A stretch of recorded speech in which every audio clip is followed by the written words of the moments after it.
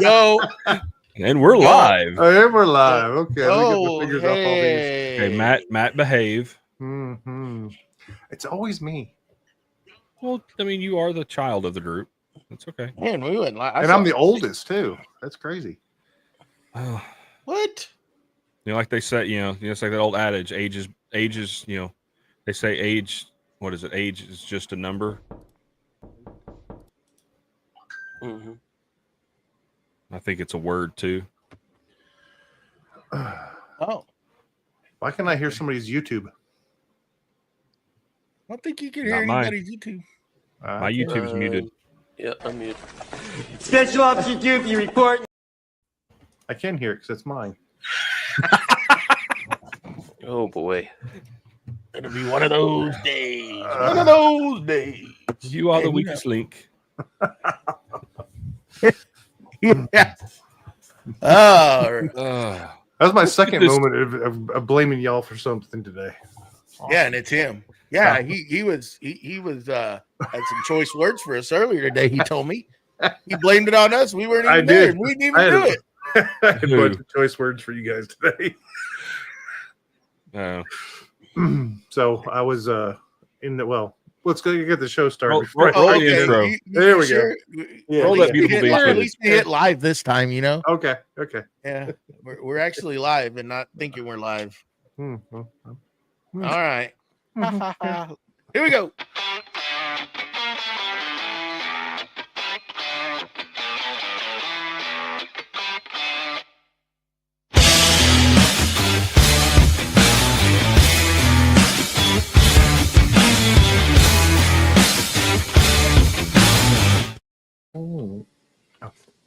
All right. Welcome to Creative Makers Podcast, episode 109. I'm Joey with Steel Blade Woodworks, joined by our host, Matt with Wacky Works, BJ with Byroms Custom Woodworks, and the most famous mustache of all, the wooden mustache, Mr. Mustache. Hey.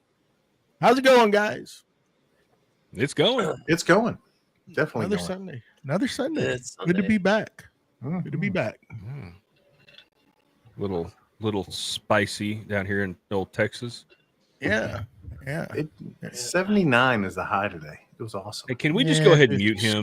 I don't want to hear it. Slight overcast. It was We perfect. got your weather today, Matt. Okay. 103, 102, 102 or dude. 103. Vary where you were at, but Like Friday, I was talking to my dad, and he's like, "Yeah, I had to turn the AC on today." I'm like, "What?" He goes, "Yeah, it got up to 75 in the house. I had to open the windows and turn the fans on." I'm like, "Okay, yeah, I want to hear it."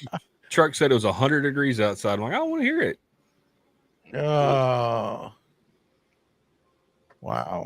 Well, what were you, Matt? You were saying something before. we Okay, rolled the intro. so I had printed off of these some bins, and I kind of gave them a couple of them to y'all to test, Yeah. and I hadn't printed them myself.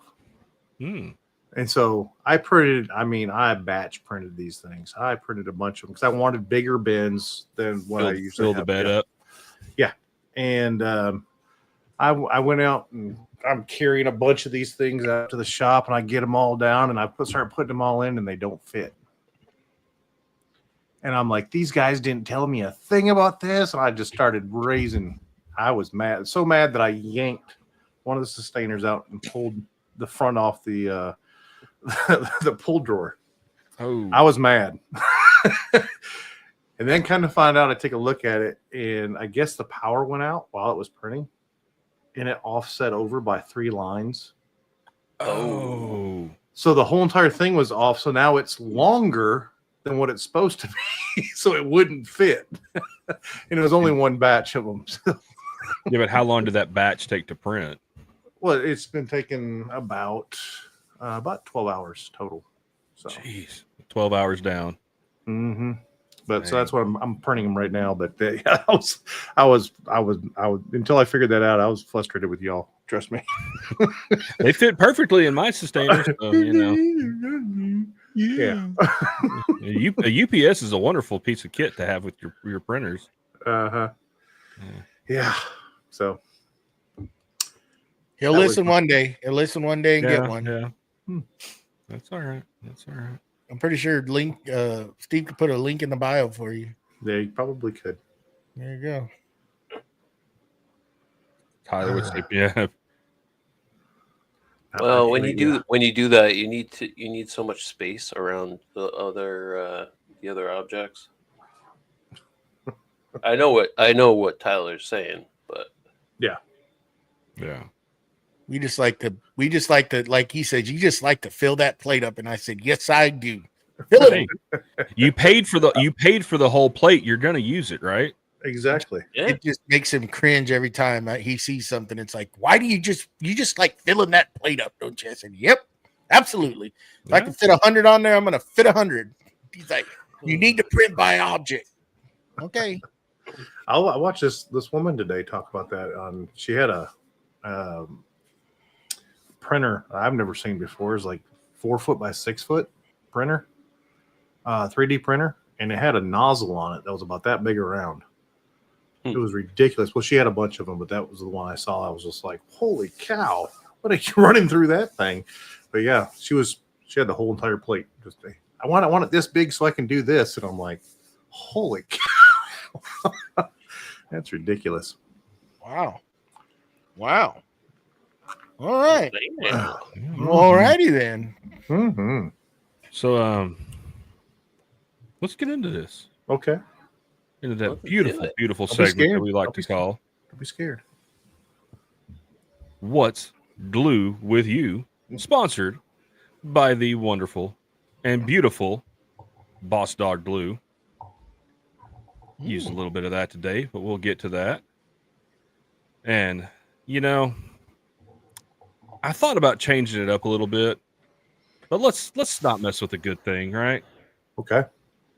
So, Joey, What's in the box? You don't know. oh! I see a box. I see. Is that Festool? Oh, That lovely stack right there. Did you go? Yeah. Oh, look at that. I got some back extractor bags, and then below is just top secret. But Top secret. had a real nice trip to Woodcraft in San Antonio today. Love that store. I'll just tell y'all, I went in there and I forget the guy's name, but he knows me because I go in there quite a bit when we visit up here, and I asked him if he had a certain item, and I was like, I just want to know if you have it, but he already knows. And there's They just a young, have it on the counter waiting for you. well, there's a Set young this kid. aside. I knew you'd come. There's a young kid in there that they hired, and he's throwing me his sales pitch, and I'm like, okay, cool, yeah. And he's asking me, and he's throwing the sales pitch, and the guy the older guy, he just takes off, and I'm like, I just want to know if y'all have it. He already knows, so he takes off to the back, comes back, he sets it in front of me, and I'm sitting there, and I'm like, I just wanted to know. I just wanted to know if you have it. And he's sitting there just kind of quietly laughing. And he sits back down at his chair in his computer where he was looking up some information. And then he keeps looking over at me. I'm watching him, and the kid's trying to give me his sales pitch. And the kid doesn't know already. It's like, it's already coming home with me. I mean, it's a done deal. The old guy already knows, right? I was telling my wife the story. I said, this guy already knows. I set it in front of him. And it's done, done deal. And of course it came home with me. So anyhow, that was a funny story. I was laughing at him because I was like, you already know me, don't you? And he's like, he just kind of shrugged his shoulders and just laughed. And he's just like one of those old boys you'd find at a beer joint, just sitting there drinking beer, quiet, laughing at everything going on. That's what he reminded me of, because he was at the end of the counter just typing away, and he kept looking at me and just laughing and smiling with that smirk. It's like, yeah, you're gonna take that, ain't you? I know you're gonna take it, But anyhow, I love that store. Good people there. It's always good to hang out and BS with some of them. Great group of guys. They know about what we do, and it's just fun to hang out. That'd probably be one of my. Yep. Do they teach classes at that one? Yep. Mm-hmm. Yep. I think they had a full weekend this weekend. I think they were doing some sharpening classes. I think that's cool. some just a few. They were scheduled throughout the week. I think they started like on Wednesday and went all the way through Saturday. So they're always having stuff up there. So it's nice. Yeah, and same with this one. Yeah. Here. I love them. But what's cool with me, I'm still working on that project in the shop and still just coming up with different things to do with that extra wall space now. So going to continue on with that and then hopefully move on to I got a couple of projects I got to do and still kind of trying to design out the next bench with the MFT tables that I'm going to do. So yeah, that's what I got going on. How about you, Mr. Wackerle? What you got going? Doing a lot of stuff in the shop. Obviously, I'm 3D printing a bunch, trying to get organization. I'm pulling down. I got some bins that you had actually recommended a while back, a couple years ago. And I'm pulling those off and putting them into sustainers for all of my bulk bolts, nuts, washers, all that kind of stuff. So I have each sustainer will have its own size as far as, diameter wise. So starting with 3/16, working my way all the way through to 1/2 inch. And I think that should be good enough. But what I'm doing, when I'm creating different things, I use those bolts like they're going out of style. So I got to have them because when you don't, it's kind of like you're dead in the water. And I am finishing up the design. I almost sent it to BJ, did this today, but for the elbow that comes off the Harbor Freight. Ooh. Don't tease me like that. I got to get the measurements for the size of plexiglass that you need to buy, so I can get that in the description. And that was it. That's all I got. That's all I got to get. And then once I have that, then I can tell you what size to cut everything, and it should be easy to go.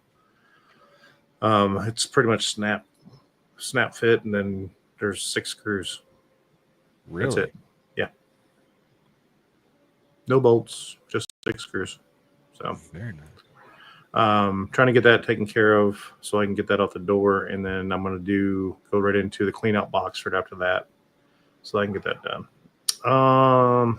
When you do it, let me know, and we'll do a collab video. Okay. That would be an awesome video. It would be cooler if I did. I'm laughing because he's still waiting. Still waiting on mine about a year later. It's still in the box. Go figure. What else I got going on? That was about it. I got a bunch of burning done today, so I don't know how you guys get rid of your scraps, but me, I burn boxes in a 55-gallon drum and with a blower in it. And I just put a blower. I have slits cut into it, and then I put a blower in one of them, so that way it gets air circulated. Put the boxes inside that, and then I take all my scraps. I keep them in 5-gallon buckets right next to my saws, and then I just take them out there and dump them in there, burns them up. I mean, burns them to nothingness. So it's pretty good. So I did that today. It was like an all-day thing. Went to Tractor Supply because, well, I saw somebody had a hitch on the back of their zero turn, and I recently switched to a zero turn.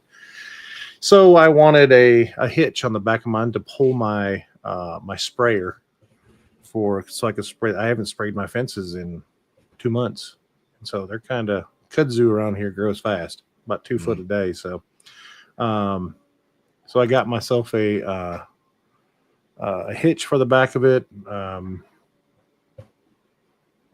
You go there for a hitch and you come out of there with $150 worth of stuff. The hitch was only like $26. Yeah. And so we came back and I got the hitch on and, run the sprayer down and spray the fence lines. So that's about it. That's what I got done. What about you there, Mustachio? What? Say it. Nothing. No. I was just gonna say you come out of there with a runny nose too, don't you? We're not going there. Well, I'm not. That's why I didn't want to say it, but he told me just like what? That's it. Inside joke. Inside joke, people. Inside joke. We're inside and we can't tell you. No, no, we're not. I need to That's a take tough a tier. page out of my own when I'm over there shaking my head to Matt. Like, no, don't. I need to just listen to myself sometimes. Like, don't say nothing. Not go there. Well, what is glue with me? I'm just loving being a homeowner. That's where I'm at this week. If you can't fix it, you can't. Our washer. So the wife was doing laundry on, I think, Wednesday or Thursday, and she's like, "Oh, the carpet's like kind of wet in front of the washer," and I was like, "Oh no, why?" So I went over there, and our washer and dryer kind of like in a little like corner, and I took my flashlight and on my phone and I put it back behind the washer, and there was about a half inch to an inch of water on the floor in that back corner. That's not So I shut the water off. I didn't know what the problem was yet, and kind of pulled. I had to slide the dryer over, out, and then move the washer over. Dried everything up. I have no clue how long it's been leaking for. It probably hasn't been too long because I feel like I would have seen the water on the carpet, but there was a little bit. It might have been black mold. I don't know. I hit it with some bleach and scrubbed the slab and everything. I'm kind of nervous to pull the carpet back and see what's going on there based off how long the leak's been there for. But that'll be a task for later. So I went to hook to tile that whole entire thing. It's a perfect opportunity. It's just under, yeah. Do trust me, Matt. I have carpet on top of carpet because my buddy's dog dug through he like slid the pan in his crate out and dug through the carpet, through the pad, and right down to the slab. And I have that Berber carpet that's just like one big long strand. I came home from work and he had just strings of that Berber carpet in the crate. It looked like a 3D print gone bad. Oh my god! Yeah, it totally did. It totally did. And, could that be maybe where the water leak is? No, this is a different room completely. I'm just messing. But no, and I didn't like that dog at all to begin with. He was a jerk. But anyway, so last night I ran to the store and I didn't have any aluminum tape to put the dryer vent back together with. So I went to I'm putting the vent back on and everything because I got to do that first before I slide everything back. And maybe 5 to 10 yellow jackets fly out of the freaking wall. And I'm like, oh my god. And I got two cats in there. I'm like, oh, they are going to go after those things. And I was worried about them getting stung. I didn't care about myself, but so I got the wife in there. We got the cats out, closed the door, just kind of let it sit for a minute. And I'm sure I have spray somewhere. I have no idea where it was. And it was I think it was after 10 at that point. I was like, crap, I can't get any like wasp killer or anything. So I didn't deal with that last night. I got back into it this morning and here's something interesting. I was up at 9 a.m. this morning, boys. What? Whoa. Call Ripley's people. What? Whoa. Don't believe it. Really. So I got to the hardware store, grabbed some of that. I think I got that Spectracide, like the green can that kind of like foams and stuff. I sprayed the inside first, and then went over the outside. I think I'm good because when I was fiddling around with the dryer vent, nothing decided to like shoot out of there. So, yeah, I think we're good for now. They were totally in the wall,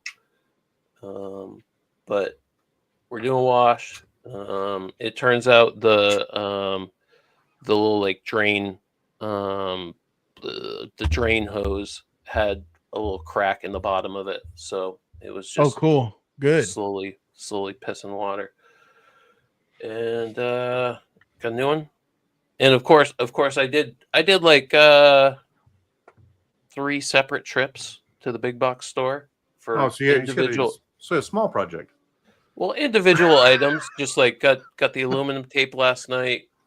Went back for what the heck did I have to get with Jackie? The wasp spray, and got home. Totally forgot that I needed the drain line also. The whole thing is So I had started to go this, huh? back. Oh my god! I mean, thankfully it's only 5-10 minutes away, so it's not Yeah. it's not like I gotta do a massive thing. So You ain't gotta like pack bags like we do. no, we're doing wash now. I think we've run like 3-4 loads through now, but that's cool. I did actually get the scanner going, my 3D scanner going last night, and I printed a turntable, which is motorized, and I'm curious how that's going to work. I had to buy the motor on Amazon earlier. I thought I ordered it last night, but it's supposed to come tomorrow. But having the 3D scanner stationary, and then having I just have a Lazy Susan right now to kind of spin that around with the little dots and whatnot, and that's working pretty dang good. So scanner, I might have the scanner kind of figured out. Software is a different story. That's kind of tricky. I'm still kind of stepping on myself doing that, but yeah, I think that's about it for me. What is glue with you, BJ? Well, speaking of glue, I printed 2 of these today. Thanks to our buddy Victor. I took the single design, joined them together. I still got to get a few supports out of there. And then I printed a separate piece for the wall control, and I just glued it to the back, and it worked. So nice. Have my Boss Dog glue bottles all nice and organized. Yeah. So what's glue with me? Well, we'll start off with the fun stuff. I had a homeowner adventure, kind of like Mustachio today. My mini split got clogged on the drain line, and it leaked into the shop. And because I wasn't thinking, and yeah, they're all laughing because they know, I decided the easiest way to clean this wonderful mini split was to take the front shroud off. Rookie. And then take a zip tie, about a 2-foot long zip tie, and run it through there. Hey, it worked. It cleaned it out. It did. Ran about 4 big cups of water through it, and had my daughter outside, and I was like, hey, I just need you to make sure that this stuff actually works. Yell at me if it's not draining. You didn't tell her to turn the vacuum on? Shut up. And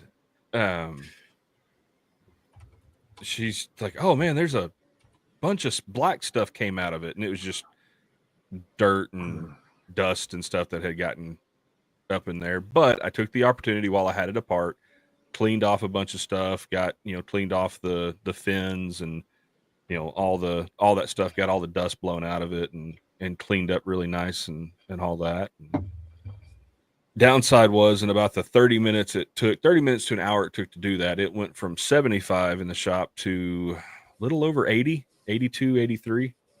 So it got a little toasty. You know, that wonderful Texas sun warmed it up. But you know, reorganized some of the wall control. That's what actually started this. I was moving wall control stuff around, and you know, I have a wall control wall underneath my mini split, and noticed that there was drips, you know, water running down the front of the wall. I'm like, oh crap, okay. So had I not done that, because I honestly wasn't planning on going to the shop today because I've got stuff to do here in the office. So it could have been, you know, leaking all week because, you know, if I hadn't made it in there, so it could have been really bad. Definitely need to make sure I check it more often, especially during the summertime when it's running constantly. Monthly maintenance. Yep, monthly maintenance. That's getting added to the list. And what I will do going forward is, you know, I will just grab my shop vac, hook it up to the hose on the end, and just suck everything through it. Yep. Just to make sure it's cleaned out and be done with it. So I don't have to go through all that again. Thank you, Matt, for educating me on that. And as soon as you said it, you know, my brain went, okay, really? You know, in the words of Forrest Gump, I'm not a smart man in some cases. But fun side, if you can see it behind me, if it'll focus, you can kind of see a little bit of my new 3D printer stand. So I am partnered up with the other woodworking store, not Woodcraft. And I am building a corner set with the Wackerle Rock Steady benches.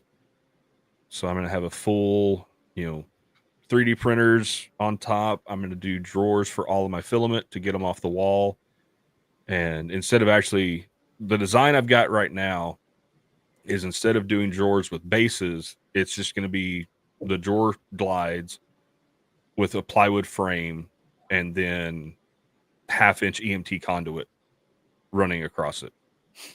So you can just set your filament in there.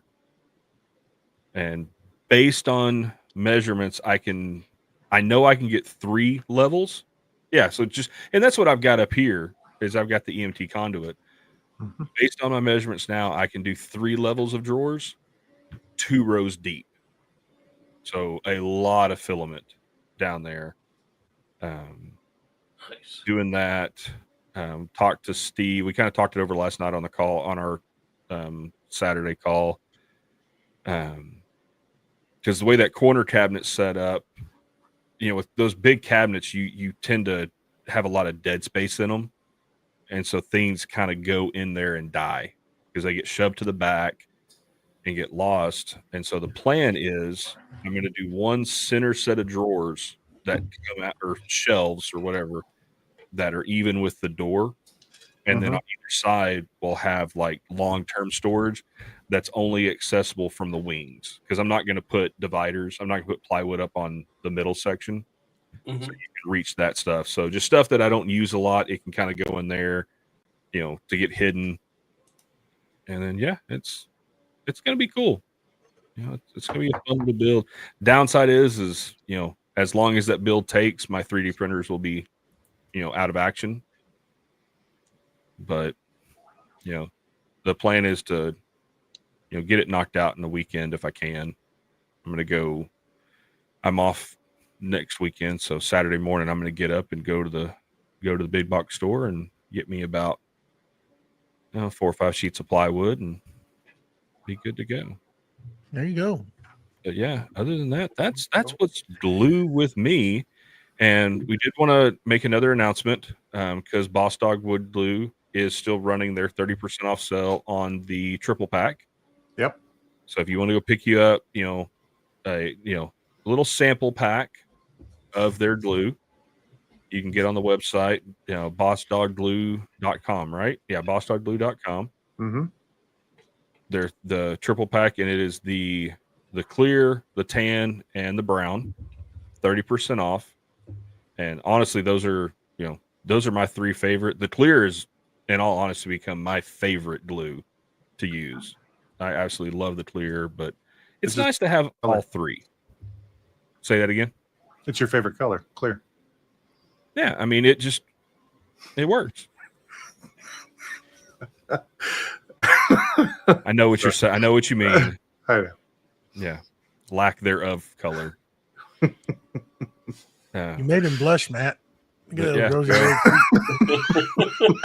I do that a lot. Yeah, you do. Uh, Just threaded that brunt shirt. Just saying. yeah, definitely go check you out some Boss Dog, and that's actually what I'm using is the Boss Dog CA glue, the thick for the glue holders. For 2 C's. 2 C's, yeah. Mhm. I love their CA glue. It is absolutely awesome, and we've all used a lot of different CA glues, and I have definitely found my favorite with the Boss Dog stuff. It's it's that good mix of decent open time, but if you really need it quick, you've got the activator. Downside is with the 3D filament, if you use the activator on it, it will discolor it. But these, since I'm spraying the back of it, I'm not that worried about it. I printed a bunch of plain models this last week, and so I just kind of had to sit there and hold it for a minute or so, just because I didn't want the activator on it. And I'll add, that's not just Boss Dog glue. That's any activator. No, any activator will do that. Yeah, no, not just Boss Dog. It's just that whatever that chemical is. Chemical reaction. Yeah, chemical reaction. Yeah. Yeah. Does that happen with Pet G also? Or is that just PLA? I've never tried it on Pet G. I can't answer it either. Might Sounds be like you're going to have to try it. Yeah. Let us know. Little experiment. Let us know what you find out on that, Mustache. You done that? And also, do we want to talk about it now, or you want to wait till? Let's talk about it now. Why not? Right? We still are running the Creative Maker Build Off through the end of October. Yes. Sponsored by Boss Dog Glue. Yes, it is. If y'all haven't picked it up, this is the Boss Dog Glue segment of the podcast. And just remember the entries to it. Post a video using Boss Dog Glue to build your product. It is any of the Boss Dog glues that you can use. Tag the podcast. You can tag us or add us as a collaborator if you'd like to. Just however you want to do it.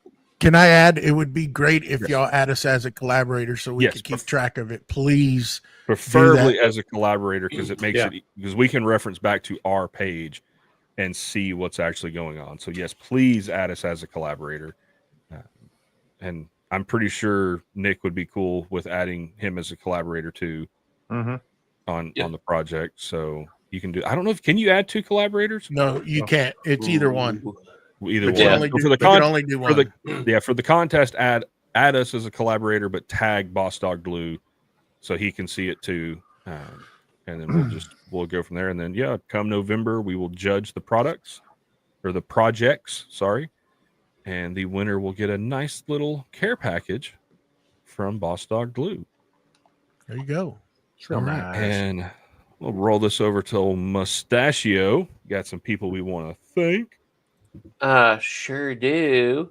I want to thank some absolutely amazing people out there in the community that are helping support this show, and in no specific order. No, there's an order actually.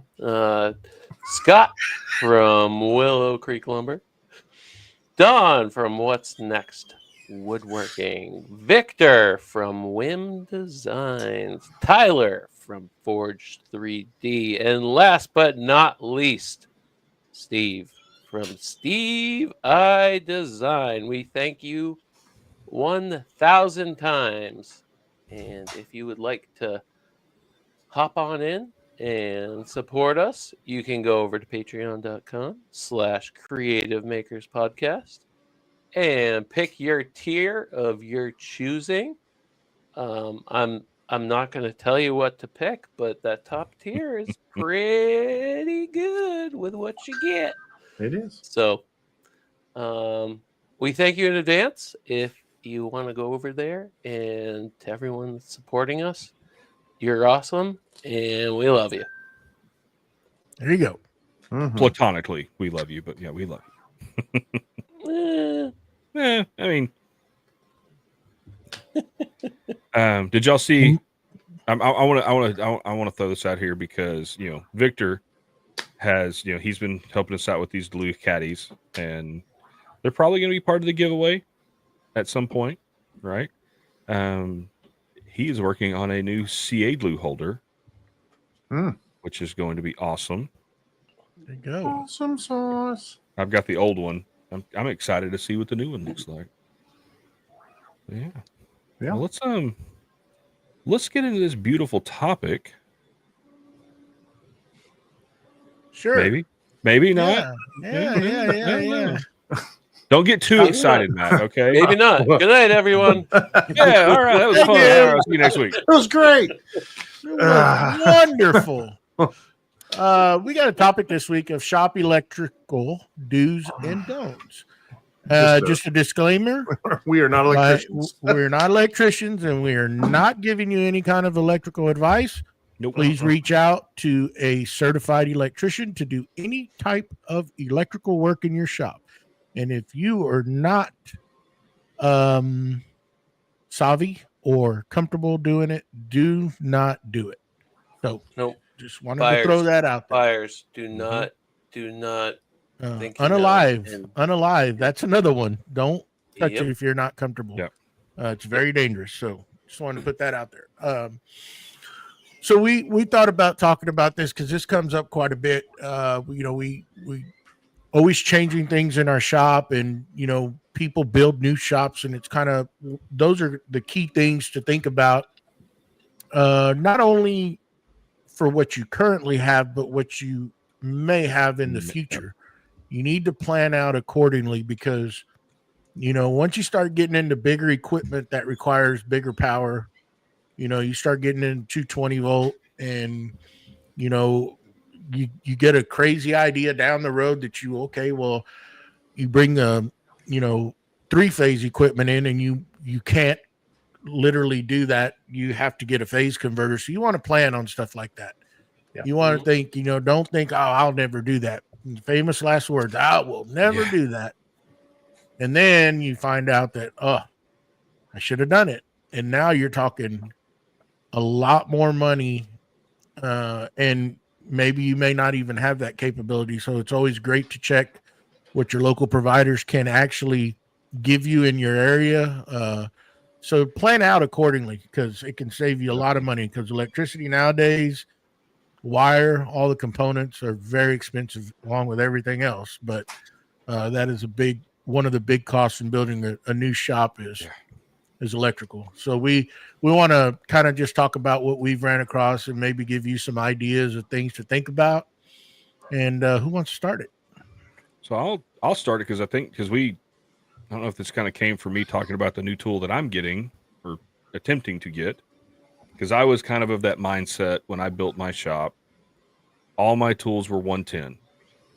Why do I need 220? And even my electrician, when he wired it up, he's like, man, come on, let me put some 220 in here. I'm like, nope. All my tools are 110. I'm never going to go 220. I don't need it. I don't. Well, since adding the mini split on, that's a 220 circuit. Mm-hmm. Now I'm getting that, potentially getting that, Grizzly planer, which is 220. Fortunately, everything's one phase. And out here where I'm at, you cannot get 3-phase. So you'd have to do a phase converter. So that would never be a thing for me. And I was pricing it out, and you talk about, expensive. So I built my shop 5 years ago, and the materials cost for my entire shop to do, how many circuits did we do? I've actually got a picture of my breaker right here. I did 6 circuits in my shop, all 120. All the wire to wire up a roughly 800 square foot shop, all new plugs, everything. My materials cost was $1,100 to do all of that. And you look at the price of electrical now, the plugs and the breakers are cheap. Because I looked at it last night. the break a 20 amp, 2-pole breaker is $15. The plug that I need is $7. The minimum footage that you can buy for 10-2 wire, which I was recommended to get 10-2 for this, is 75 feet. Or no, 50 feet is the shortest you can buy. And it's maybe it was 15 feet. Whatever it was $75 for this short piece of wire when I only need, maybe 4 feet of wire. Because where my planer's at is it sits right in front of my breaker box. So I literally just got to come out of the bottom of the breaker a couple feet. And now you can just so you know, you can get that and buy it by the foot. You don't have to go buy the whole roll. And I know, and I know I can reach out to my electrician who did it, and he more than likely have enough scrap on hand to help me do it. Right. But when you're looking at that, and like you said, prepare, because that stuff's not going to get any cheaper. It's just going to keep getting more expensive. So, had I looked at it 5 years ago, it'd have probably added another $40 to run a couple 220, to different parts of the shop. And, I didn't have any walls up. It was, now I got to worry about, I got to pull, luckily my walls are all OSB, but I still got to pull that down to run the wire, to put the box in place, and all that other stuff. And it's just, you prepare. That's the biggest thing I can say. So I want to ask you a question. That brings up a big point that I have seen over the years, just in my shop. And, you're always in the mindset that you got to run it within the walls. And my thing is, like, why? For your instance, now you're wanting to take down panels and you got to move stuff out of the way. And if you have anything hanging on it, you're going to have to take all that away. Yeah. I've gotten to where I like running conduit on the outside of the wall. And one, you have access to it. Two, I look at it as a safety standpoint. If something goes bad or shorts out, you can get to it, but at the same time, you can also see it. You can also, the likelihood of you catching something on fire when it's within the wall or actually hitting it, if you don't take the proper time to put your guards up on the studs, the metal plates and stuff like that, which some people may skip. And that's a big thing that I want to put out there. If you're going to run electrical through the walls, whoever you hire to do it, make sure they're putting plates over those wires as they go through the studs, protective plates. And if you're following the rules and getting it inspected, I don't think it'll pass inspection unless you have plates over. It won't. But a lot of people like the DIY stuff. Is the point I'm making. Yeah. But that can bite you in the butt later on. Yeah. Especially if you're going to sell it and they come back and start looking at things, et cetera, et cetera. But that's how I was wanting to get y'all's opinion, not to change the subject too much. What do y'all think about conduit? So I don't have a problem with it. And originally that's what I wanted to do. And my electrician, one, he was like, look, you've already got the walls ripped off in the because I was having to redo the insulation in the building anyways. Because when I say built my shop, I took a 4-car garage and gutted it and remodeled it. We answered that question already. Okay. It's an inside joke. We're inside. Can't tell you. Okay. Moving on. And it's, he doesn't like doing it. One, because he doesn't like the look of it. And I know he did say there was a code thing with it because it's not a shop, it's a garage. And they said that could be a code thing with the city, because some of the cities around our area, unless it's an actual like metal building shop, you cannot run, metal conduit on the outside of walls. It has to be, Romex in the walls. And I think it was also a cost thing. He said it would add, $500 or $600 to the build if we did that. and then the time to bend all the conduit and everything else, which I'm fine with that. I've bent conduit. I know how to do that, but and I don't think it looks bad. I personally, I'm with you, Joey. I like it because it's that ease of, oh, well, my dust collector is 110, but I want to make it, I'm getting a new dust collector. It's 220 instead of having to run a whole new line over to that side of the shop. I can literally just fish, fish it through and just replace that wire and convert it to a 220. So there's a lot of pros that go along with that exterior conduit. I did mine a little differently. Okay. So hybrid. Well, we talked about planning, and I'm kind of different when it comes down to planning, I guess, sometimes. I did a steel building. Steel building has insulation in it already. I furred out all my walls on the inside, so therefore all my electricity, I had drilled no holes for electric running my wire. But I also have a steel building where at 8.5 feet, all the way around the whole entire thing, I have steel channel that goes above it that I put a basket in all the way across it, and basically ran my wire baskets for everything. Okay. So that was my main chase for everything. And then I made my drops. So if I drop and then daisy chained. Did you just drill through the top plate to run the wire? Yeah. That's what I did. Actually behind the top plate. So it's actually between the wall and the insulation. Oh, okay. So I don't have any holes, no penetrations through any studs, nothing. Okay. And then I just put grommets inside any place where I'm dropping through. And so I did plan ahead a lot. Now, one thing I may have done a little overkill. I don't know. Every single drop for 220, which there's 9 of them in my shop, is an individual pole, has an individual breaker for every single one of them. I didn't daisy chain any 220 for anything because I wanted, just in case somebody was in there with me and kicked on a 220. Okay. I didn't want 220s pulling off the same breaker at the same time. Mm-hmm. Yeah. And that brings up a good point, Matt. Yeah. There's like in my opinion, there's certain things that you can daisy chain if you're never going to have somebody in the shop with you. You can only run one machine at a time, so you can save money by daisy chaining some machinery. Yeah. One that you're not going to daisy chain is a dust collector, because that's going to be on. It needs to be on its own circuit with the other machine. So that one you want to run a home run to it. But there is certain things like to cost saving, like if you're gonna, who does it? Like Jay Bates, you've seen his shop where he clusters everything.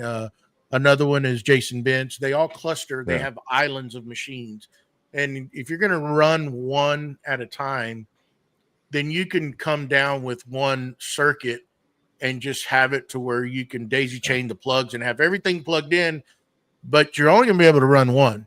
Right. And you do your calculations right. And as long as your amperage is there. Right. And the gauge of wire, anything, I say 10-2, and then you go bigger from there. But 10-2, 10-3, whatever it is. Yeah. Most of it, 10 gauge is going to be sufficient unless it's just something crazy. Pulling some stupid amps.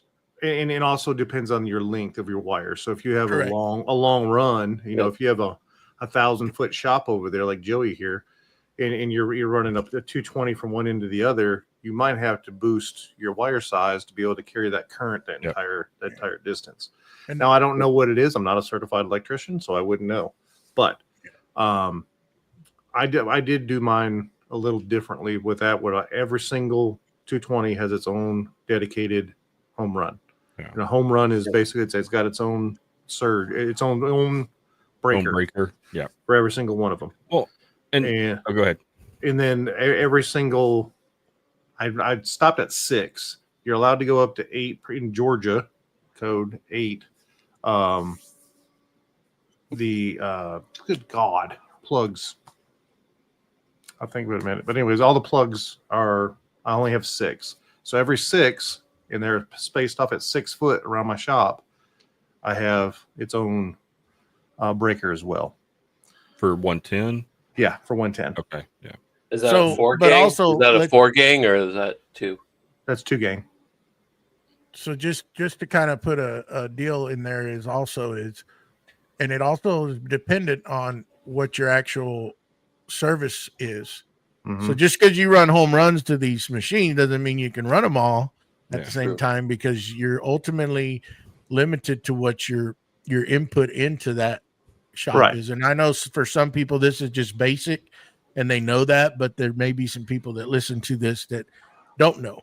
So Correct. you need to, that's why we tell y'all need to seek professional advice about this, certified people that know about voltage drops and all that good stuff, and they can tell you, yeah, you can have this, or you can't have this. And you know, the deal is like making good calls on plug placement Mhm. per se, Yes. where to put plugs, lay out your shop. You know, we all use Matt here, Wacky Works here. He has I think most of our shops laid out. Except for Byram. Yep. It's Mine was already laid out. Um, And that was a big thing that helped my electrician is I could go in and go, here is the map of my shop. Mhm. Here's where every tool is going to go. And it was like, cool. And they literally, I printed out a copy of that, you know, that rendering, and he can go, okay, cool. Table saw is going in the middle, this, so they could set every plug. The other thing I will say that he did that I didn't think about is, you know, because your normal house plugs are what, 18 inches off the floor or something like that, yeah, and I do mine at 4 depending. Mine are all at 4 foot. foot. Mhm. And just because, you know, they're gonna, if you put them any lower, they're behind workbenches, they're behind tools. Mhm. Like, I don't want to pull stuff out of the way to unplug stuff or plug stuff in. Yeah, and you said that you had 6 circuits in your shop, and When I Yeah. think I went overkill. I have 32. Good grief. So I ran a whole 220. So I actually, craziness that I did, and like I said, overkill. I switched out my 200 amp service to my house, changed it to a 400 amp service. Split the two 200 amp services. One goes to the house coming right off the mast, goes down to the meter loop. Yeah, there you go. Meter loop goes down to the meter, comes out, switches to 200 amp services, and I ran conduit all the way over to the 70 foot over to the shop, hooked up its own breaker 200 box. Yeah, 200 amp breaker box on one, and I hooked it back up to the other one. On the other one, I had to increase my mast size from 2.5 to 3.25. I think it was 3.25, 3.5. And that was all I had to do. And then, of course, I had to supply the wire from the end of the mast to the meter. That was it. And they put a new meter in it, and it was cheaper. I didn't have to pay $35 for an extra meter, and I didn't have to pay $1,700. It was going to be $2,600 to run the service a 10-foot length. They were going to charge me that money there as well, and I didn't have to pay none of that. And I paid $1,100 in wire total. And speaking about that, this is one thing that I kind of really believe in, because a lot of times people tell you, you know, outlets, you know, in a home, they run 14 gauge, 14.2, 12.2. 12.2. That way you can 12.2, run 20 amp circuits on all of them, because even though you're gonna more than likely run a circuit and daisy chain, you know, whatever code is of plugs, and you're either going to run 2 gang or 4 gang, I would spend the extra money and do your 12.2 wire, which is capable of handling your 20 amp circuits and handling a lot more amperage than a 14. I would never run any 14 in a shop. I think that's just pointless, in my opinion. Now, you could if you're running LED lights, that would be the only one that I would suggest you do it, because LED lights are so efficient nowadays, like shop lights, that you can run so many on one circuit. Yeah. You know, that would probably be the only one. If you do the figure on a 20 amp circuit with 12.2 wire for LED lights, you can run a godload amount of them on there. Yeah, you know, I got 30 lights in my shop, and I still split them in half just because I did too. Yeah. Because I wanted to be able to zone the light where I was working. And that you bring up another good point is run 3-way switches to where if you have 2 entry doors, whichever door you come in, you can turn those shop lights on. Because that's what I did. You know, I could turn them on from my office, or I can turn, if I choose to come into the office of the barn, I can turn them on there, or coming into the shop, I turn them in, you know, through the other entry door.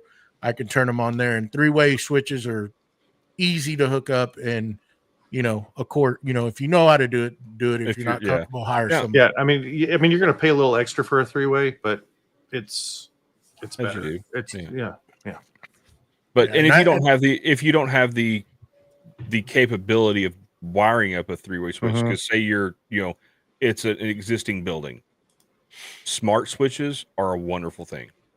You know, because I use the A word in mine, and I can just say, hey, turn on the shop, and lights come on. And it's nice because sometimes, like, if your hands are full, or you, like me, there's times I'll go out to the shop, turn the lights on, and like, I'm gonna go back out here in an hour, and then you don't. I can sit here in the house and turn my shop off. There are some conveniences in that. But the one other thing I'll say, go ahead. I was just gonna say, and some of those smart plugs and stuff, you can set like a safety net, like if turn this off in 4 hours. Or turn this off at midnight, or like something along those lines. So like you got drill chargers or something in there that you're like battery chargers, air compressor battery chargers, And I do that because I've burned up an air compressor because had a line rupture and burn up the motor on an air compressor. Yep. And so now, at midnight, whether it's on or not, it has an automation that it makes sure that switch is turned off, and it makes sure that my chargers are turned off. And y'all bring up a good point. If you're building a new shop, you need to consider all those things. If you're going to want to automate it with, stuff today that's out on the market that you can purchase to do that kind of stuff. Because Mustache brought up a good point. Battery chargers, Jesus, those things, I'm so scared of them. I know, like everybody has forgotten to turn them off at the end of the day, and you leave batteries trickle charging all night, and that is a no. I don't trust those things one bit. So have you ever seen the heat lamps that you have in bathrooms and stuff? Like some people have them where it's got a timer on it. I was going to install that, and instead, I bought one, but of course it's in the box like Joey. But I did buy a surge protector that has a timer on it, so you can actually click it, and then you can set it, like 45 minutes or 30 minutes, whatever, and you can just click it, and it'll only allow that power to run for that short period of time. And that's what I do with my my battery chargers. Yeah. I've gotten into the habit of, hey, turn on the chargers, and then it's, hey, set a timer for in 2 hours to turn off the chargers. Whether it's, just because, like, if it's early in the morning, you don't want them running all day unless you just need to, So let's go kind of, we're steering off a little bit. So let's get back to like plug placement. So what do y'all feel? What do y'all feel about floor plugs? How do y'all feel about floor plugs? I don't like them. Because like my table saw, island for my table saw and my bandsaw and my sanding table, that's one island. It comes out of the ceiling, and I've got a I forget what they call it, but it's got a braided wire that holds on to the cord to so it doesn't, you can't rip it out of the ceiling. You're ripping the ceiling down if it gets yanked. I feel like, especially in a wood shop, there's too much risk of them just getting full of junk. Yeah, you got dust, you got water, possible water. You got possible epoxy. Oh, there's a good, there's a good, 2 good points. Yeah. So if that's the reason they're supposed to be off the ground anyways, is because of any kind of disasters that may occur. I keep mine at 4 foot, and then the other thing I do is you install them upside down. And the new code is supposed to be that your ground, the round portion of it, So if is supposed to be plug up. gets pushed down, you can't arc those plugs. Yeah. That's right. Well, That's the also reasoning for it. Like 'cause Say we that install- again. Say that again. Why? Okay. So you have your 2 prongs, and then you have your round piece, right? And Mhm. everyone Your always ground. puts them in this way, right? Which is your It round looks piece pretty. is your ground, right? Yep. They're supposed to be upside down. The round is Why? supposed to be up. If something were to fall and hit it, say a piece of sheet metal, anything, if the 2 prongs are there, it's going to arc across it. Mhm. If the ground is there, it's going to pull it's not going to do anything. It'll just fall off. Yeah. Yeah. Oh, that completely makes my The way mustache. my luck goes. Okay. I mean, I have Okay. little mustache. Does that make stickers sense? That I can put on the plug. Yeah. And do It makes upside a down. lot of It's the sense. worst. Yeah. The other thing I was going to say when you talk about plug placement, we're talking about breakers. A lot of us have CNCs in our shop. Mm-hmm. When I had started in this shop, I had the Shapeoko. It had a really bad interference issue. If the brain, so if the controller, the motor controller, the servo controller, and the router were on the same circuit, it would cause it periodically to miss steps because of some kind of electrical interference. And there's a lot of people that did those. What are those little nodules that you put on the wire? Like you put on, for like speaker. It's supposed to cut down that. Ferrets. Oh Jesus, I have a few of them. Yeah, it starts with. I know what you're saying. Yeah, it's that. So what I did is when I wired everything up. So for my CNC, there's two complete different circuits. There you go. One circuit runs my ferret core. Yeah, that stuff. So I have a circuit that runs the brain, the servos for the CNC, the motors, and then I have another circuit that runs the spindle. And then, because now with the Onefinity, I don't have to have a computer to run the machine. I'm not worried about that, but I also had my computer on a 3rd circuit. And then you have the dust collector on a 4th circuit. So depending on what you're doing, machines like that could take up multiple circuits just so you're not having interference. And one thing that we did, because talking to the electrician about it, when he ran the wire to those circuits, instead of running them down the same side of the 2x4s, he brought them both on separate sides. So there was and running through the attic, we made sure they had at least a 6 inch of separation. So they're, to prevent any kinds of interference.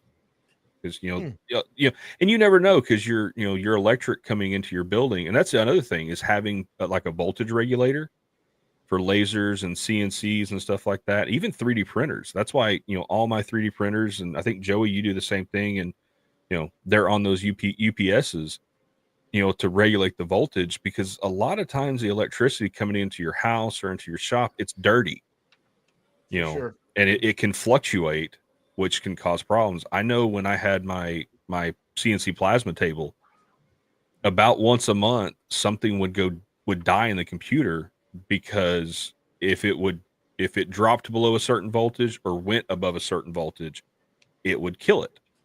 And so we ended up having to put it on a UPS to prevent that, because that machine was just super, super sensitive. Because electric it's finicky. It can kill stuff easy, because overvolt something, and most stuff is designed to die and have caps pop or other things pop so they don't burn up if the voltage goes too high. So you're not worrying about something melting itself down and catching on fire. There's fail safes inside the electric controllers of a lot of these tools and a lot of electronics to prevent them from overvolting and catching on fire. Yep. Yeah. And the problem is, once that happens, unless you know how to resolder a lot of that stuff, you're buying a new tool or you're buying a new brain for whatever it is. Mhm. So I got a quick question, and this is sort of on topic. It's on topic. It's just a little different. So for my CNC, I just learned something.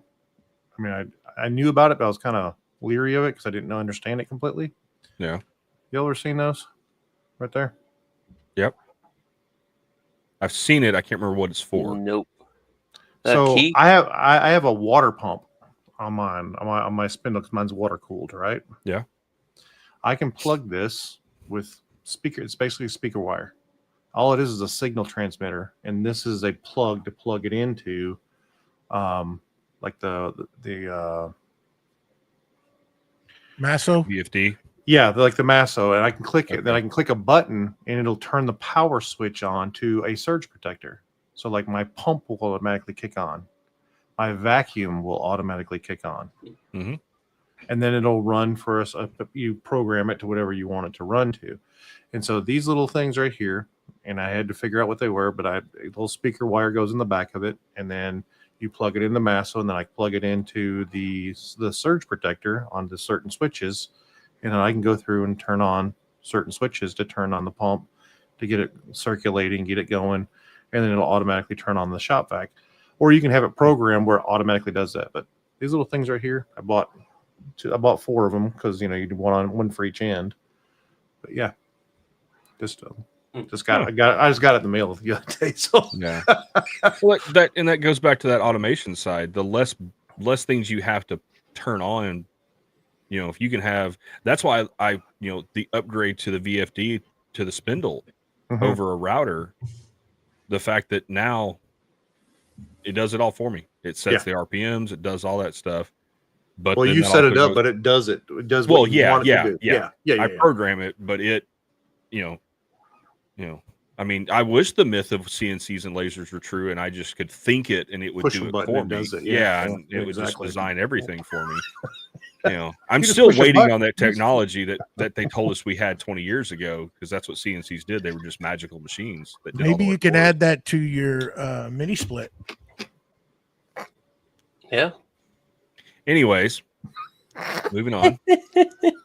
Well, okay, so let's talk about that then, because your home AC system, it has a kill switch if the drain line backs up. Mine has a magnetic it's a separate switch. Separate pump. Yeah, that's why. That's gravity drain. Exactly. Yeah. No, I get that. But yeah, because I've had that happen. It's like AC quit working. I was like, what the heck is going on? And then coming to find out, yeah, the drain line was clogged. It backed up into that sensor. And the older units, when they first started putting those sensors in there, it was a one and done. It would arc it and it would kill it. And then it was like $100 to replace it. Well, now the new ones, they use a magnetic sensor. So once it trips it, you just pull it out, reset it, and put it back in. But yeah, anyways. But and the older stuff will just freeze the coils up, and then you were done to clean it out. You were screwed. Then you turn the blow dryer. Yeah. But definitely, like we're saying, future proof. Did you never know? And then watch out what you're plugging in, because I found out the hard way.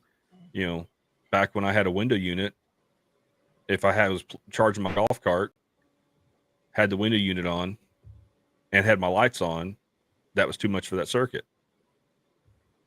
And well, yeah, that charger on that golf cart's pulling a hell of a lot of amps. Oh yeah, especially now it doesn't, because now it's all lithium ion, but those lead batteries pull a lot of amperage to charge. If you really want to see what wire will do, is get you, and don't do this, I'm just saying, if you ever are to plug an extension cord in that's long and insufficient gauge on a tool, you will see how hot that thing gets, and you can melt one in half. Oh yeah. If you're not careful. And that goes the same thing. I'm trying to give you a deal, kind of something to compare to what that wire goes through inside your walls, and why they tell you don't plug a 100-port cord or 100-port splitter into one outlet, Yeah. like women Don't do daisy with, chain. The Christmas curling story. irons and stuff. Right, I You was know, just they- gonna say Christmas story. Got a three-way, and a three-way, and a three-way, and a three-way. just because there's a plug in there doesn't mean that you can add another deal to it. I mean, that's I not. can't daisy chain a bunch of surge protectors. Okay, that's good to know. Yeah, don't do that. No, and it's funny you say that because I did that in my first shop. I had one of those portable AC units, the ones that has the hose that sticks out of the back, and I had a one of the real extension cords, the ones that hangs from the ceiling. And I wasn't thinking about it. Plugged it into that. I'm running it, and all of a sudden, my lights go out. I'm like, what the heck's going on? So I go back over there and I flip the breaker back on because I was running the table saw. I was like, oh, I just overloaded it with table saw. Turn it back on, and about 2 minutes later, I start smelling, burning plastic. I'm like, huh, that's weird. So I go start unplugging things, and I go to pull that extension cord down, and it won't come down. And it's because it had melted all of the insulation off of that extension cord inside that reel and was arcing itself together. And it didn't trip the breaker? Oh no, it did. That's what set me on that Okay. path, because every time I turn the breaker back on and then turn the air conditioner back on, it would instantly trip the breaker. And I was like, okay, well, let me do this. And that's when I noticed, oh yeah, it was literally if just it was melted, it would trip the breaker. It wouldn't even let you turn the breaker back on. You should kick it. Yeah, you should kick it automatically. Yeah, But those are sucked things 'cause like that are. It was a brand new extension cord reel that I just bought, like the week before. And that's what, $50-$60 or $100 out of my pocket. But Again, that probably was 14 gauge wire in there, not 12. And the load rating on it. That's why everybody's got to be very 15 amp compared to 20 amp. Yeah. Very, very, very cautious about when you're putting stuff in or when you get a new tool. Look at the startup amperage on something, because that, and then once it gets running, it's a different amperage of what the actual pull is on it. But man, most things like a big planer, a big joiner, I mean, those startup amperages are off the chart sometimes, depending on how big it is. 1 horse, 3 horse, 5 horse motor, 10 horse motor. Because you can get some 10 horse motors that are single phase.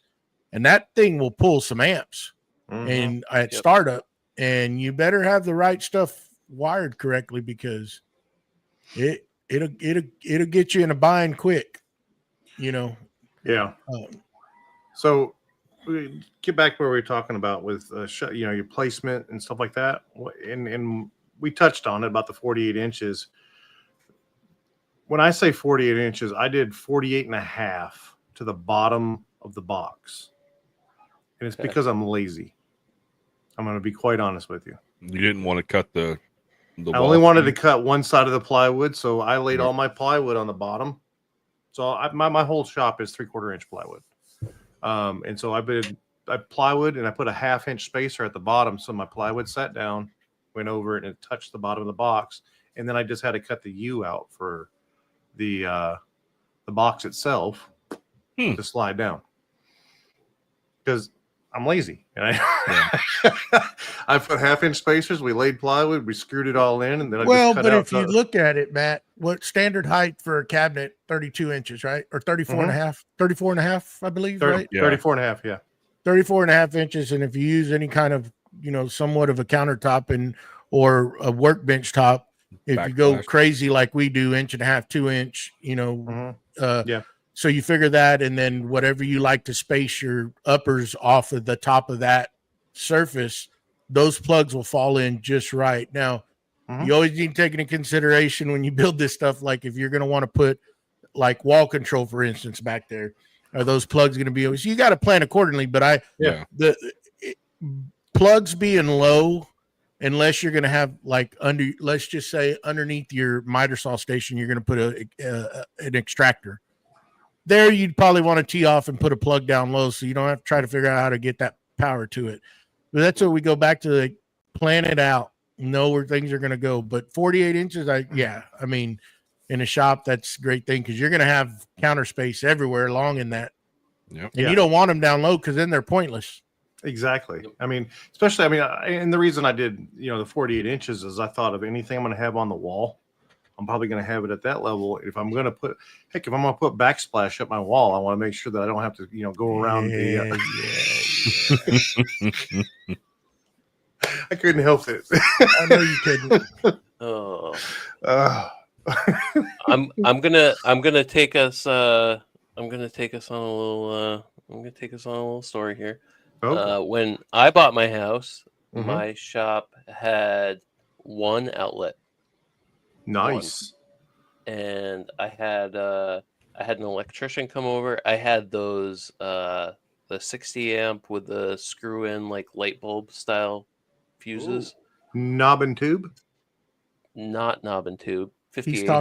He's talking the fuses for the breaker box, Matt. The Okay. fuses for the breaker box were like those light bulb style, like screw in Yeah. ones. Yeah. So I upgraded to 200 amp, which thank God I did that because my my boiler crapped out a month or two later. But I had my buddy was living with me at the time, and super handy, and he was working in construction at that point, and his coworker came over, and his brother is a master electrician, and he's very handy also.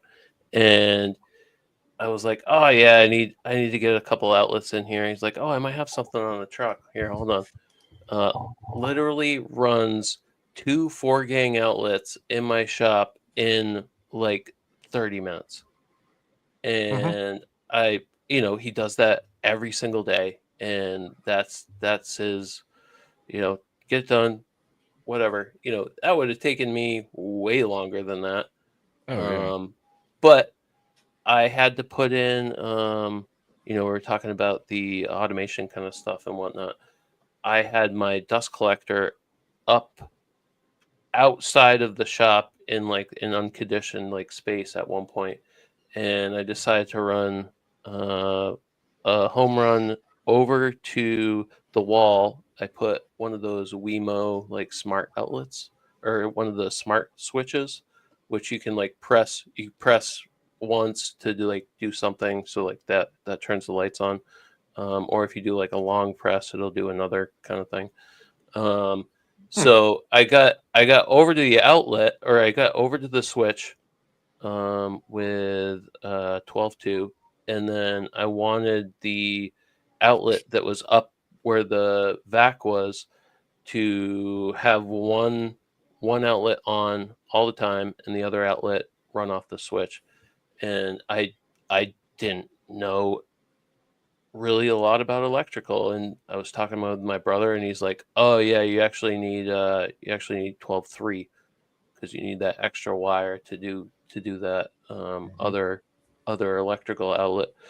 No idea, but I ran that. And if you are going to do your own wiring, make sure you get one of the outlet testers. Oh yeah. Do not think that you're good and not test that. That is a huge thing to make sure you're good. And there's Mr. Miller, the electrician, there in the chat. What's up, Dave?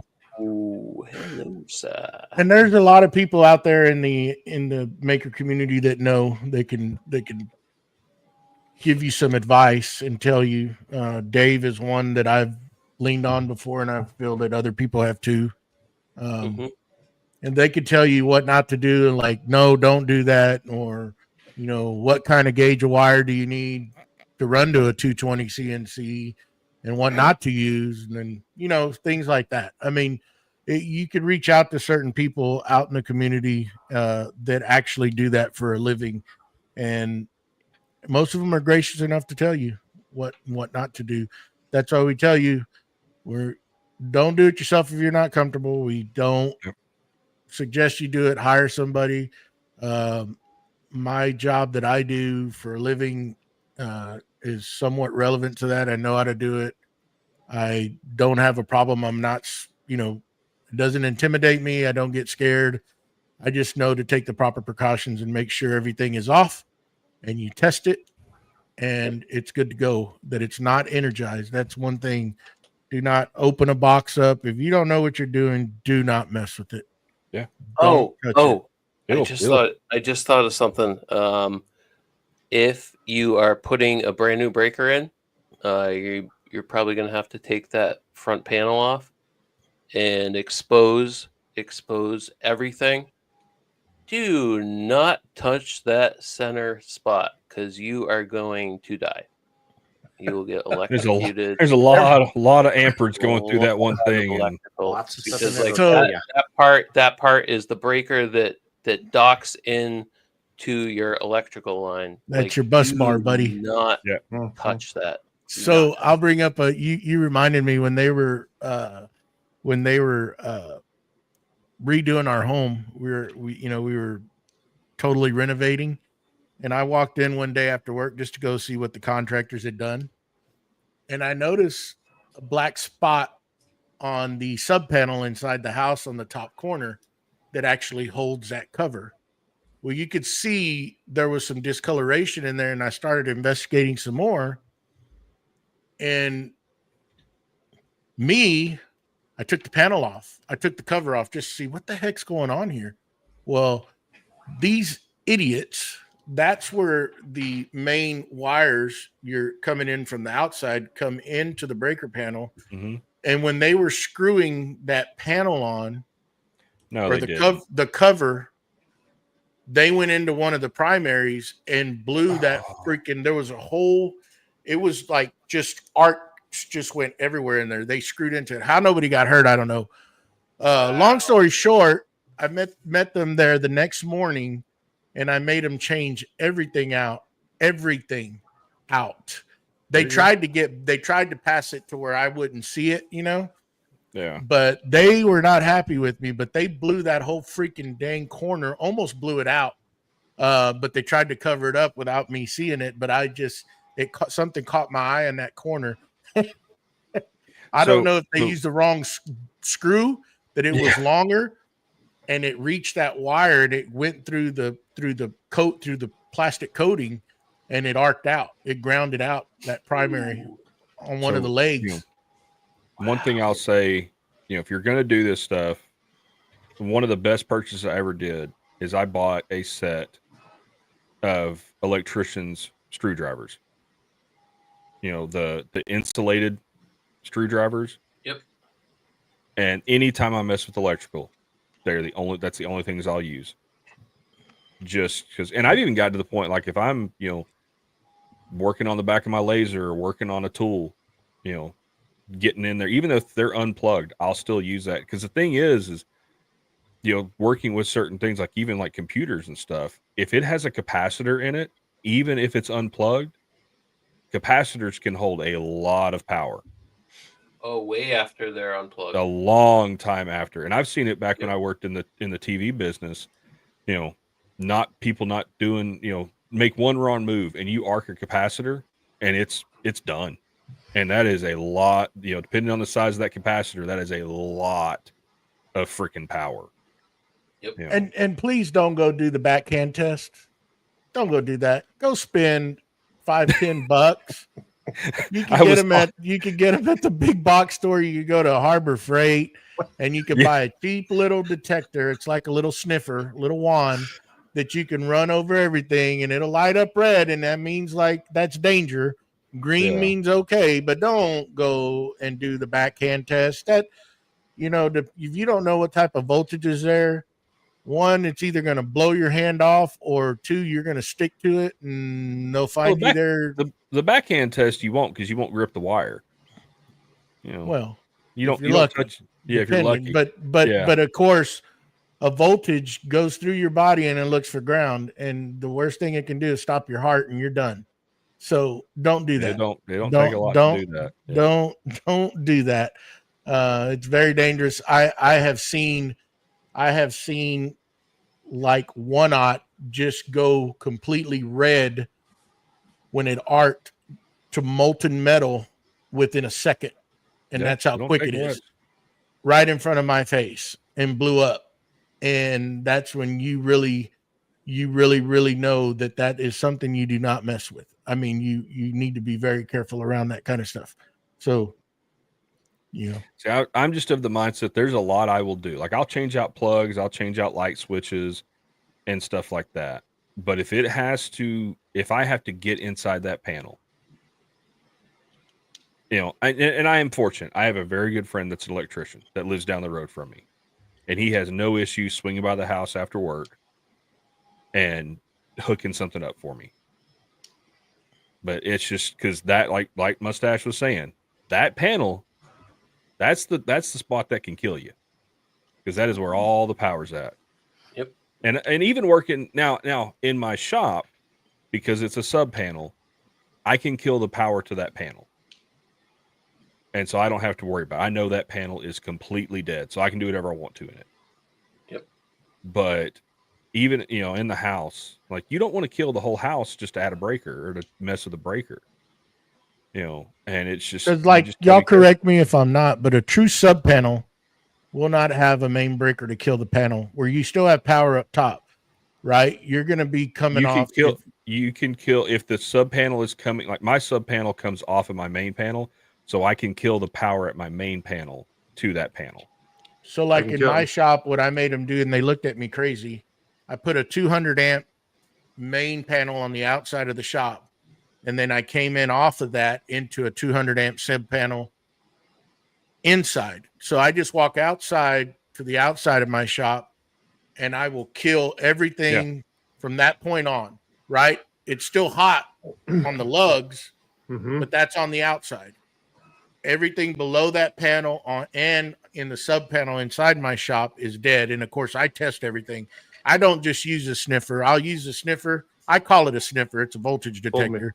Right. I still go with the voltmeter and I hit the lugs to make sure that everything is dead before I touch anything, So mine comes in from the bottom and I have a main 200 amp kill right there. Yeah. And so I can kill it right there with the breaker right there. And then everything from that point up is dead. Yeah. So the bus bar and everything is dead. Everything. Yeah. And then I also have, looks like, if you've ever seen like your air conditioner when they're on the outside unit, it's a pole. Yeah, they got a disconnect. Right. So my disconnect is right there at my where I split my 400 amp to a 200 amp. I have a disconnect for each leg. That's just an easy. Now, and so here's another thing. If you're ever in your shop or in your house and you smell fish and you are not cooking fish, your refrigerator's out. No, you have an electrical fire. Because the insulation that they put inside the breakers, I forget what it's called, but when it overheats, it will smell like fish. We ran into that. The breaker to our dryer. For some reason, every time we'd run our dryer, our closet would smell like fish. And I'm like, what the heck? What is going on? Like, I'm thinking, maybe it's, because the dryer vent goes up through the ceiling. It's a smell in the attic or something. Maybe just go ahead. Just say it. No. Say what? No. Go, keep going. Keep going. No. Do not know. And anyway, started. My electrician was already coming out to wire up the heater in my shop. And I was like, hey, man, for some reason, every Sunday when we run our dryer, it smells like fish in our closet. It smells like I'm cooking fish in the closet. He goes, how long has that been going on? I was like, 2 or 3 months now. And he goes, and you haven't called me yet. I was like, well, I didn't think it was electrical. I just want to see if you had an idea what it could be. And he goes in there. We pull the panel off, and the backside of the breaker was melted. And he's like, bro, you were probably one more cycle away from having a house fire. Because the wire going into the breaker was just hanging there. And luckily there was enough wire in the breaker to rewire it, and he put a new breaker in it and everything. And he's like, this is what it is. If it smells like you're cooking fish in your house and you're not cooking fish, you have an electrical fire. Go to your breaker, turn everything off. See, I didn't notice that. Or just touch the breakers, and if you feel one that's hot, turn everything off and call me, or call 911 and then call me. I was like, okay, did not know that. So yeah, a little bit of electrical advice. So I was 18, young and dumb, but I've been trained to lock out, tag out. Mhm. Okay, first time ever doing 3-phase. Never done it before in my life. And they had pulled the wire. They had everything just hanging from the box. All I had to do was cut wire back, attach. They had these certain crimper things I had to put on it. But I wanted to make sure, because I don't know if everybody knows it or not, but I can't see colors. Really? So I wanted to make sure it was right. So I had hooked everything up, made sure everything was away from me, everything. Went down, unhooked it, hit the breaker, walked over, turned on that we were using metal lathes, and turned it on. It worked. I came back and I couldn't remember what breaker it was, so I kicked off a couple breakers, and I locked off the one I thought it was, and I went right back up top in the scissor lift to get back up to where it was wired up. And the guy that was running the other lathe, apparently I kicked off his lathe, and he came back and turned his breaker back on, and I had locked out the wrong thing. Yay! I don't remember touching the wire. I don't remember. I remember waking up in the break room with a different someone next to you. Was someone next to you at this point? No, That explains everything. I remember waking up in the break room with a different hairstyle, and my mouth tastes like pennies. I bet it did. That's what I remember. So luckily it kicked me, because it can grab you. So just for word of advice, just be careful. Yeah. I had a similar thing happen to me when I was in high school. We were remodeling a store in a mall and had pulled out a cash wrap, and I went back and made sure all the breakers were turned off. Well, in between doing this and me coming back to paint the walls, the electrician came in and wired up all the new lights that were going into the store. And for some reason, he thought it was a good idea to take the tape off of the breakers that I had, turned off, and just turned on every breaker in the store. And I'm in there by myself that afternoon after school with a 12-foot aluminum ladder, dragging around the store, painting the store. And as I get to the part where the cash wrap's at and all that, it wasn't Romex. It was, that flex metal conduit. Yep. And for some reason, we didn't put wire nuts on the end of these wires. I guess we figured, the breaker's turned off. You don't need to. And I went to kick them out of my way because they got stuck on the ladder. And when I kicked them, it was 2 separate circuits that wrapped around both of my legs. And since it was 110, it grabbed a hold of me and held me there. And luckily, I fell over. And when I fell over, I broke the connection. I couldn't walk right for a month. It hurt like a mother.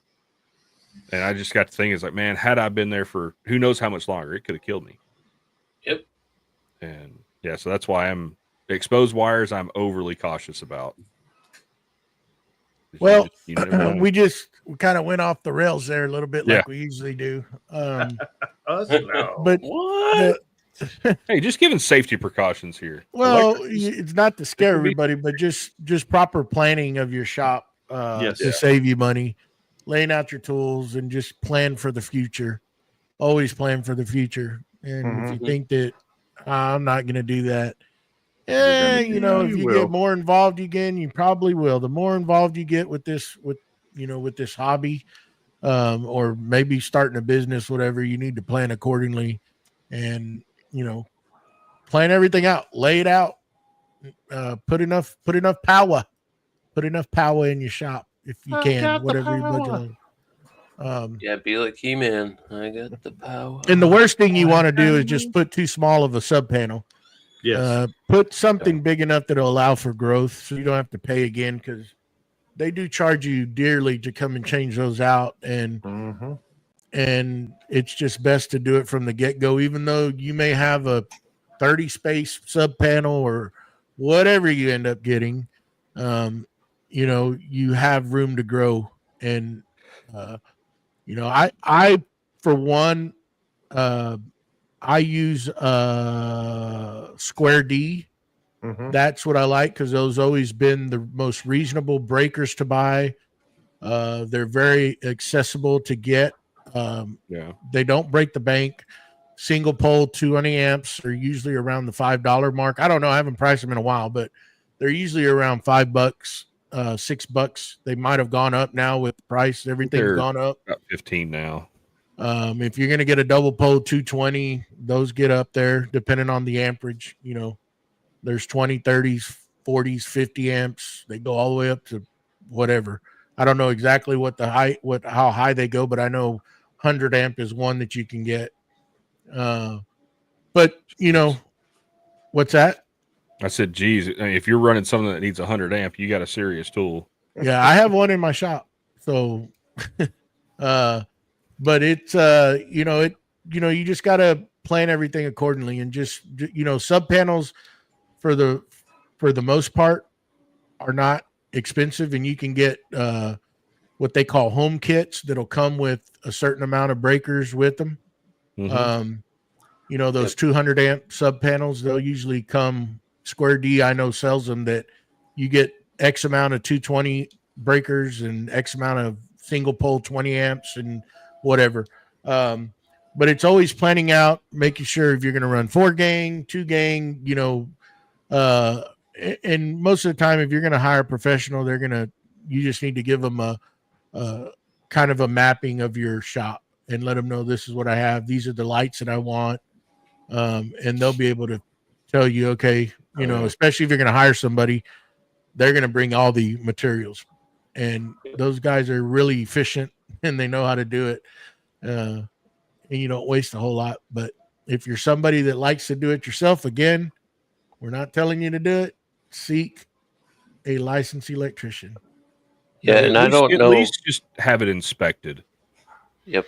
And I don't know if this is a Massachusetts thing or nationwide, but I have a Siemens box for my electrical, and I had an inspector over when I was getting my solar inspected, and I had a bunch of random non-Siemens breakers in that box, and he's like, what the heck's all this? Like, who put this in here?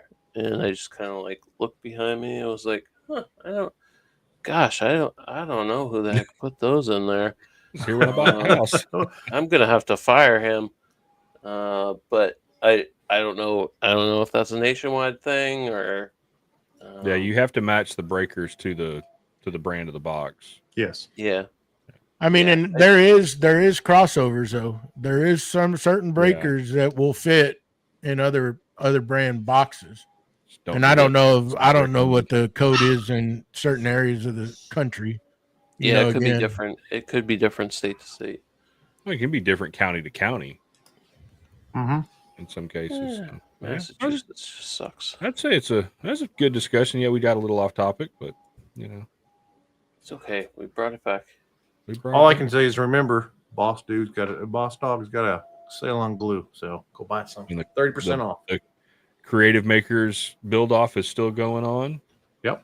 Yes. And make sure to tag us, collaborate with us. There you go.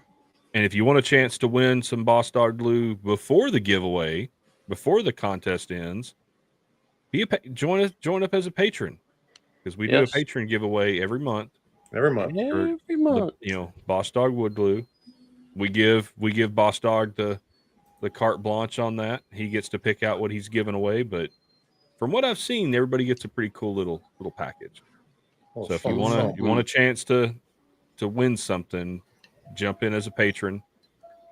And we now have a Discord so we can share our daily activities. It's pretty cool.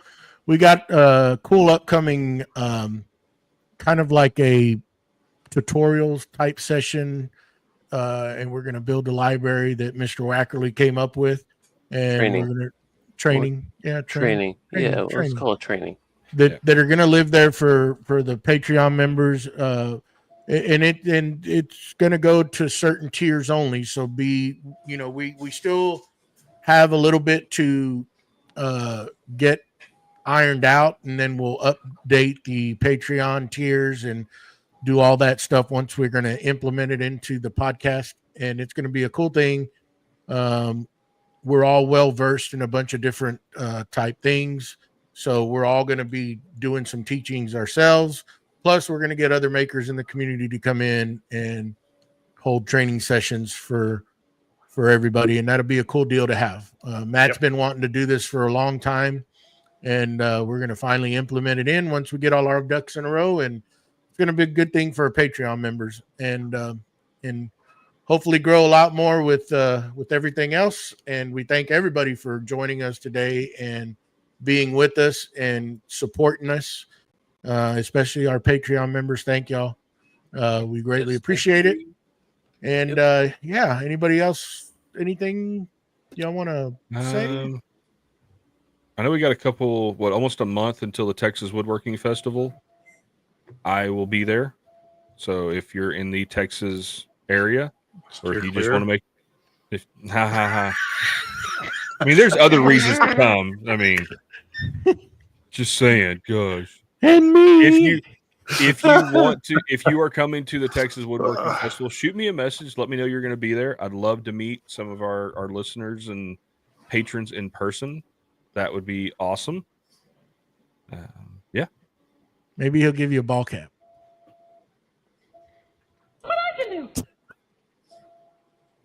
I will throw it out there. I will be bringing, because I will not be bringing any ball caps because I do not have any right now.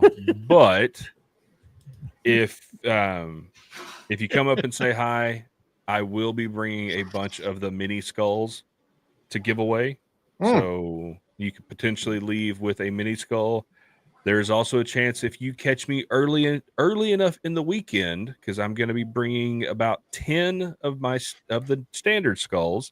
They're random, so you don't know what you're going to get, but I will have 10 of my standard skulls with me. If you catch me early enough in the weekend, you might get to go home with one. Allegedly. Yes. Oh, that could have been more perfect. I love it. I love it. That is awesome. That was greatly placed. And for all your questions, please contact BJ at Byroms Custom Woodworks. Gosh, I couldn't get the mute fast enough. You couldn't. I planned that out. We had you all flustered. It's good. Rosy red cheeks and all. And if y'all want if y'all have any suggestions for us to, topics, you can email us at creativemakerspodcast@gmail.com. Also, if you're in our Patreon and you're on the Discord and you want us to talk about something, like last week we talked about Mike from Broken Lead Woodworks, his topic he put out there, we will discuss it. We're always looking for new things to talk about. And just a reminder to everybody, we're not fully getting away from bringing people on. We're going to get some people scheduled up to bring in also. We like talking about certain things ourselves and then bringing other people in. So that's going to be coming in the near future. But anyhow, I'm rambling off enough. Time to get out of here, guys. What do you say? Sounds good. Yeah, let's do it. All right. Till next Sunday. Thank y'all. We'll see y'all. Bye-bye. Bye.